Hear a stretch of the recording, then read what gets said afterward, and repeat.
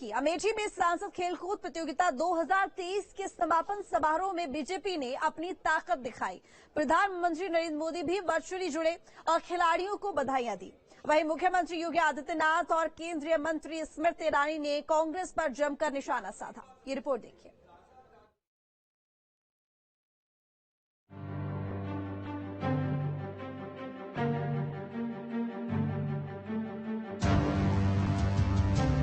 दो 2024 की लड़ाई तगड़ी है। ये विपक्ष के इंडिया गठबंधन बनने के बाद से ही तय हो चुका है। इस लड़ाई के केंद्र में राहुल गांधी ही होने वाले हैं। ये भी साफ साफ नजर आ चुका है।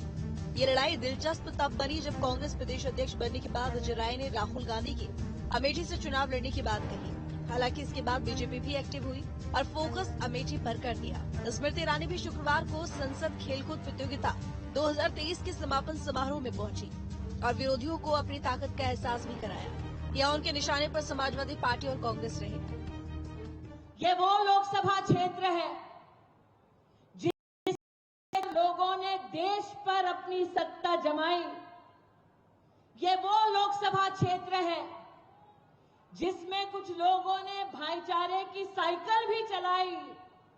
लेकिन इस लोकसभा क्षेत्र में पिपरी गांव में कटान की समस्या में जब गरीब किसान की जमीन नदी में बह जाती थी, तब ना साइकिल काम आई, ना हाथ वाले काम आए।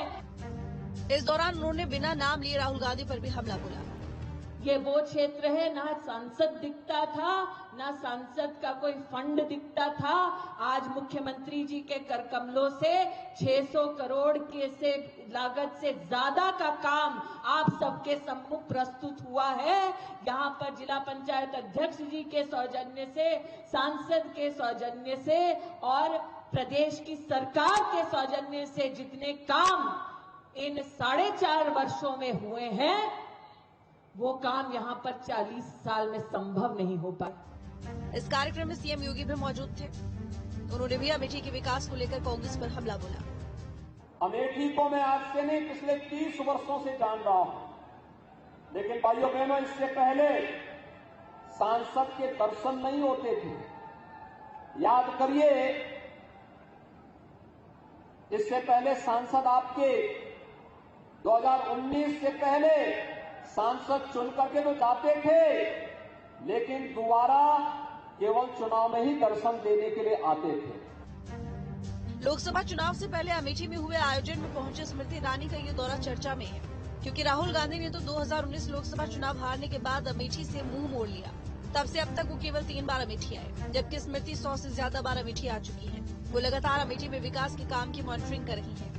वहीं अमेठी से चुनाव हारने के बाद राहुल गांधी का इस सीट से मुंह बंद हो गया। अब अगर राहुल गांधी अमेठी सीट से 24 में चुनावी ताल ठोक सकते हैं, तो ऐसे में उनका अमेठी की जनता से जुड़ना जरूरी है, जिसमें फिलहाल स्मृति ईरानी मैदान मारती दिख रही हैं। Team news state.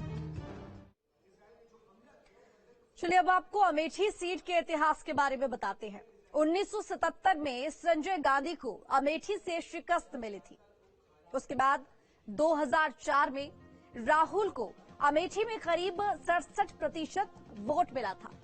2009 में आंकड़ा बढ़कर 72% तक पहुंच गया। स्मृति ईरानी की एंट्री के बाद अमेठी का जो खेल है वो बदलने लगा। 2014 में राहुल गांधी का वोट प्रतिशत घट गया और वो 47 तक पहुंच गया। 2014 में स्मृति ईरानी को करीब 34% वोट मिले।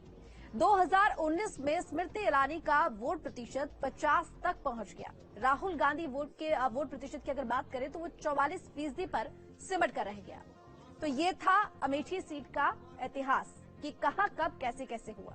अब बात करेंगे अमेठी में एक्टिव स्मृति ईरानी की। 2019 में जीत के बाद स्मृति ईरानी का अमेठी पर फोकस रहा। 4.5 साल में 100 से ज्यादा बार अमेठी का दौरा कर चुकी है स्मृति ईरानी। स्मृति औसतन महीने में 2 बार अमेठी जरूर पहुंचती हैं। राशन कार्ड बनवाने की खुद मॉनिटरिंग करती हैं। केंद्र की हर योजना का लाभ लोगों को दिलवाती हैं। 2019 के बाद राहुल सिर्फ 3 बार अमेठी पहुंचे हैं। विधानसभा चुनाव के दौरान प्रचार के लिए वो अमेठी आए, लेकिन उसके बाद वो अमेठी नहीं पहुंचे, जिसके बाद ये उम्मीद जताई जा रही है कि अब इस सीट पर स्मृति ईरानी की अगर बात करें तो उनके आगे किसी का खड़ा हो पाना मुश्किल है। चलिए अब आगे बढ़ेंगे। शामली में पुलिस ने ऐसे गिरोह का पर्दाफाश किया है जो